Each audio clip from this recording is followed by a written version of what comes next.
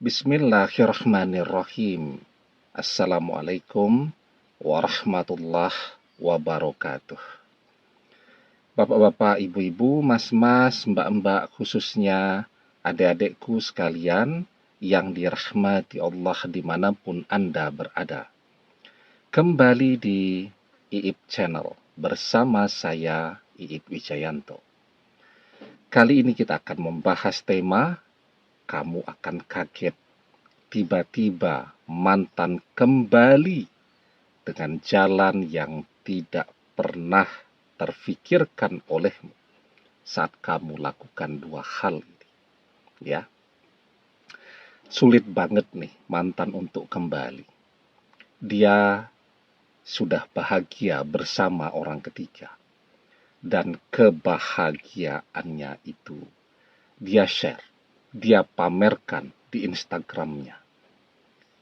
Tidak cuma Instagram dia yang memamerkannya, bahkan Instagram sahabat-sahabatnya juga ikut memamerkannya. Mantan berfoto, dirias secantik mungkin, seganteng mungkin oleh sahabatnya yang misal punya bisnis rias atau make up artis ya. Kan banyak tuh bisnis seperti itu sekarang ya. Kemudian difoto oleh sahabatnya dengan kamera yang terbaik. Dipamerkan di Instagram sahabatnya, di Instagram saudara-saudaranya, dan seterusnya. Itu kan menunjukkan dia betul-betul bahagia. Dan kebahagiaan itu tidak hanya milik mantan dan orang ketiga, tapi sahabat-sahabatnya, keluarganya, semuanya ikut berbahagia. Sangat berbeda dengan ketika kita dulu ya. Kita dan mantan harus sembunyi-sembunyi. Mantan tidak pernah mengakui kita di depan orang tuanya, di depan saudara-saudaranya, di depan bude-budenya, di depan tetangga-tetangganya. Tidak pernah dia mau mengakui kehadiran kita. Kalaupun dia mengizinkan kita untuk memposting foto bersama dia, itu biasanya yang kelihatan cuman wajah kita. Mantan cuman kelihatan bagian belakangnya saja. Jadi kalau foto itu dia berbalik tuh, ya, atau tidak kelihatan wajahnya. Itu baru boleh itu diposting di Instagram kita, di Facebook kita. Kalau kelihatan wajahnya tidak boleh. Takut orang tuanya marah, takut sahabat-sahabatnya marah, dan seterusnya. Kan sedih banget tuh. Jadi kita dulu ya. Sementara sekarang bersama orang ketiga terus dipamerkan. Artinya kan sulit banget nih. Mantan sudah bahagia bersama orang ketiga dan keluarga besarnya pun mensupport. Ya, merasakan kebahagiaan itu. Orang tuanya memberikan restu terbaik mereka untuk mantan dan orang ketiga. Dan mantan sudah tidak bisa kita hubungi. Mau kita ganti nomor telepon kita 5.000 kali, dia akan blokir 5.500 kali. Ya. Mau kita ganti akun media sosial kita seperti apapun, mantan akan terus blokir. Kita datang ke rumahnya, dia sudah pindah. Ya. Kita datang ke tempat kerjanya, dia juga sudah pindah. Bagaimana kita mau ketemu dia? Artinya kan memang keadaan kita untuk bisa menarik mantan kembali amat sangat sulit ya. Kita juga coba tanya ke teman-teman, sahabat kita yang selama ini mungkin mantan pernah menghubungi mereka. Apa mantan pernah menghubungi kamu, nanya kabar saya? Tidak pernah. Dan juga tidak ada tanda-tanda mantan memata-matai media sosial kita, Instagram kita, Facebook kita, dan seterusnya. Sama sekali tidak ada tanda-tanda itu. Ya, artinya memang jalan kita untuk kembali dengan mantan teramat sangat sulit. Tapi tetap ada hal-hal yang bisa kita lakukan untuk membuat keajaiban. agar mantan yang begitu sulit untuk bisa didapatkan kembali datang sendiri, bahkan kembali dengan cara, dengan jalan yang tidak pernah terfikirkan oleh kita selama ini.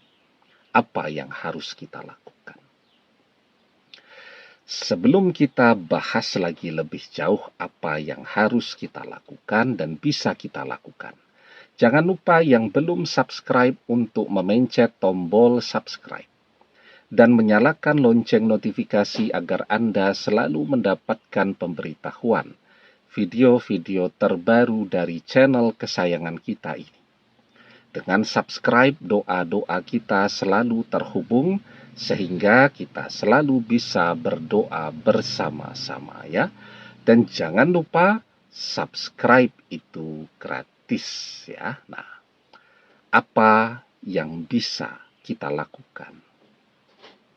Jadi ya, sekarang kalau memang kita sudah tidak bisa menghubungi mantan, ya sudah, kita berhenti dulu.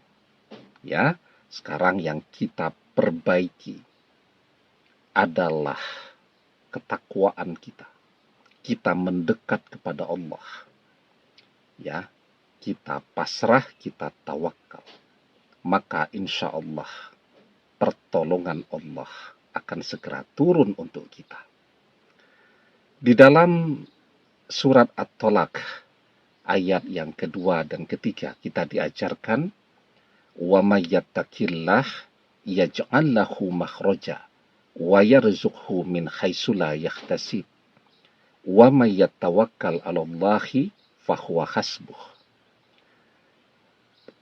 Barang siapa yang bertakwa kepada Allah, niscaya dia akan memberikan baginya jalan keluar dan memberikan baginya rezeki dari arah yang tidak pernah dia duga-duga.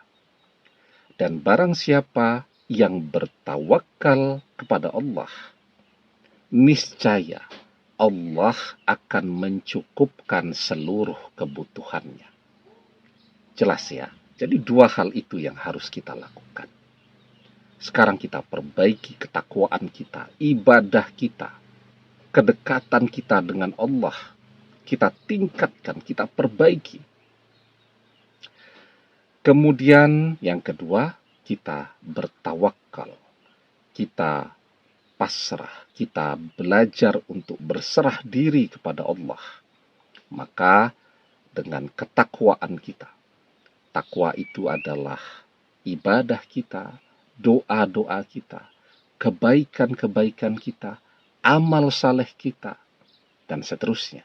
Ya, kita perbanyak doa-doa kita dan kita pasrah kepada Allah, maka Allah akan memberikan jalan keluar kepada kita. Ya, dan memberikan rezeki dari arah yang tidak pernah terfikirkan oleh kita. Dan dengan kita bertawakal, kita pasrah, kita berserah diri, Allah akan mencukupkan seluruh kebutuhan kita.